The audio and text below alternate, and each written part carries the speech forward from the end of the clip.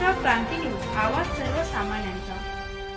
वणी पिण्याच्या पाण्याची जीवघेणा खेड। पुणेगाव डाव्या कालव्यात कथित मुदतबाह्य खाद्यपदार्थांची विल्हेवाट।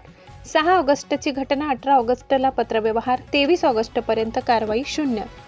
पिण्याच्या पाण्यासह शेतीच्या सिंचनासाठी महत्त्वाच्या पुणेगाव डाव्या कालव्यात कथित मुदतबाह्य खाद्यपदार्थांची पाकिटे टाकल्याच्या प्रकाराने खळबळ उडाली आहे। दिनांक 6 ऑगस्ट रोजी वणीतील KRT हायस्कूलच्या पाठीमागील कालव्यात MH15GB 2809 क्रमांकाच्या छोटा हत्ती वाहनातून कुरकुरे, पापडी, मूगडाळ आदी खाद्यपदार्थांची पाकिटे टाकण्यात आल्याचा आरोप नागरिकांनी केला। घटनेचे छायाचित्रे व व्हिडिओ उपलब्ध असल्याचे सांगण्यात येत आहे। विशेष म्हणजे दिनांक 23 ऑगस्ट रोजी ही घटनास्थळी काही पाकिटे पडलेली असल्याचे नागरिकांचे म्हणणे आहे। नागरिकांच्या पाठपुराव्यानंतर पाटबंधारे विभागाने 18 ऑगस्ट रोजी वणी पोलीस ठाणे व ग्रामपंचायतीला पत्रव्यवहार केला। मात्र त्यानंतर 5 दिवस उलटून ठोस कारवाई झाली नसल्याने नागरिकांमध्ये नाराजी आहे। घटना घडल्यानंतर 2 दिवसांनी घटनास्थळी काहीही नसल्याचे अधिकाऱ्यांकडून सांगण्यात आल्याचा नागरिकांचा दावा आहे। मात्र आजही पाकिटे आढळत असल्याने अधिकाऱ्यांच्या पाहणीवर प्रश्न उपस्थित होत आहे।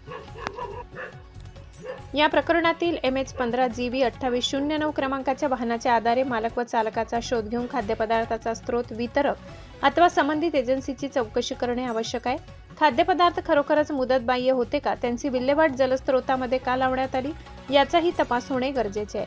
अन्न व औषध प्रशासनानेही या प्रकरणाची चौकशी करावी अशी मागणी नागरिकांनी केली आहे। पाटबंधारे विभागाच्या पत्रावर पोलिसांनी काय कारवाई केली, संबंधिताचा शोध घेतला का याबाबत अद्याप स्पष्टता नाही।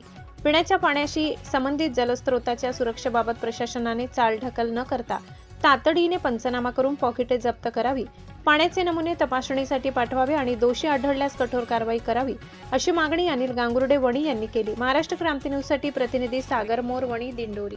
अशाच नवनवीन बातम्या पाहण्यासाठी आमच्या महाराष्ट्र क्रांती न्यूज या YouTube चॅनलला लाईक करा, सबस्क्राईब करा आणि बेल आयकॉनला प्रेस करा।